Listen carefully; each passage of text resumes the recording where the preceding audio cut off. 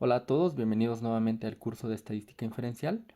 En este video vamos a ver el cuarto paso para llevar a cabo nuestra prueba de hipótesis, que consiste en aplicar la prueba estadística. Como ya hemos visto en los videos anteriores, denotamos que tenemos dos muestras, que son muestras independientes, y además que se cumplen con los criterios necesarios para utilizar una prueba T-de-Student para muestras independientes. Después lo que hicimos fue enunciar las hipótesis nula y alternativa que vamos a utilizar, especificando que vamos a hacer una prueba de dos colas. Y ahora entonces vamos a ver cómo se haría la aplicación de la prueba estadística. En general, como ya habíamos dicho, la prueba T-de-Student, hay algunas versiones, de hecho son varias. Dos de ellas son las siguientes. Cuando tenemos varianzas poblacionales desconocidas pero que son iguales u homogéneas, esta es la fórmula que se utiliza para calcular un valor t, que veremos más adelante que lo vamos a utilizar precisamente para llevar a cabo la prueba. Entonces la prueba no es más que una fórmula de este tipo, que lo que hará es darnos un valor t, o un valor que puede tomar la distribución t. Y bueno, en el caso, por ejemplo, de varianzas poblacionales desconocidas, pero diferentes o no homogéneas, la lógica cambia un poquito, la fórmula varía un tanto. Entonces sería esta que tenemos en esta parte. Sin embargo, es bastante adecuado actualmente que realicemos esta prueba no a mano, sino más bien mediante un paquete estadístico, como puede ser el SPSS o con un lenguaje como R. En mi caso voy a poner el ejemplo con R. No voy a mostrar en este video cómo hacer el procedimiento o qué código se necesita, que en realidad es sumamente sencillo hacer una prueba TED-Student.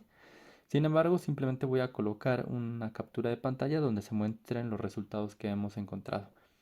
Simplemente antes de eso vamos a denotar que vamos a utilizar un concepto que se llama grados de libertad. No lo vamos a explicar en este curso, pero es un concepto importante. Lo vamos a designar como GL. Y para la prueba TED-Student para muestras independientes se calcula de la siguiente manera. La forma de calcularlo varía para las distintas pruebas, pero en concreto para esta tendríamos que es igual al tamaño de la muestra 1 más el tamaño de la muestra 2 menos 2. Entonces podemos observar ahora en pantalla la captura precisamente o la imagen de los resultados que hemos obtenido en el lenguaje R de realizar la prueba TED-Student para muestras independientes con los datos que ya habíamos mostrado. Recordemos que los datos son los que se pueden observar en esta tabla. Entonces vamos a decir aquí, tenemos un two-sample t-test, que básicamente es una prueba t de student de dos muestras. Entonces aquí el primer dato que nos muestra R es los datos que están comparando. Entonces básicamente son las variables que yo definí y con las que trabajé. Eso es muy propio del lenguaje. Pero lo que nos interesa aquí es cómo interpretar el resultado.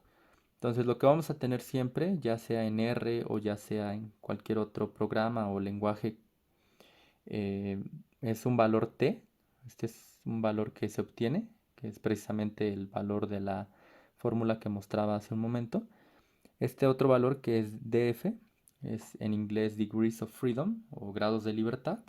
En este caso son 18. Recordemos que teníamos 10 elementos en la muestra 1 y 10 en la muestra 2. Entonces aplicando la fórmula que mostrábamos hace un momento, n1 más n2 menos 2, tendríamos 10 más 10 menos 2 y por eso es este valor de 18. Y finalmente tenemos lo que se conoce como un p-valor, que sería este de aquí, que es igual a 0.07974. De hecho, R también nos da aquí la hipótesis alternativa o alterna y nos dice que las verdaderas diferencias en las medias entre los grupos muestra 1 y muestra 2 no es igual a 0, que básicamente es la hipótesis que planteamos en alguno de los videos pasados. Adicionalmente nos da un intervalo de confianza, que de momento nosotros no lo vamos a estudiar, y adicionalmente nos pone algunos estimadores de la muestra, que son en particular las medias. Nos da la media de una muestra, que es 8.05, y la media de la otra. Entonces démonos cuenta que lo que hace aquí la prueba TED-Student es básicamente comparar estas medias. Sin embargo, no tenemos aquí solamente la diferencia de las medias. Esta diferencia de medias es más o menos de menos 0.53. Y sin embargo el valor de la t no es ese, no es menos 0.53. Esto es así porque la t de student, si volvemos a la fórmula, es una prueba que, como podemos observar aquí, lo que hace es restar la media de la muestra 1 y la media de la muestra 2. En ambas fórmulas es lo mismo. Sin embargo, en la parte inferior tenemos esta fórmula que básicamente en ambos casos refiere a la varianza o a la dispersión que tienen los datos. Entonces, podemos entender como la prueba T como si fuera una transformación o una estandarización de la diferencia entre las medias. Recordemos que en uno de los videos pasados vimos cómo se hacía una estandarización, por ejemplo, con puntuaciones Z a partir de distribuciones normales. Bueno, en este caso es algo relativamente análogo. Lo que hace esta fórmula es convertirnos la diferencia de medias de nuestras muestras en puntuaciones T que podemos identificar dentro de una distribución T de student. Entonces hemos visto ya los valores que nos da o que obtenemos a partir de la realización de una prueba T de student.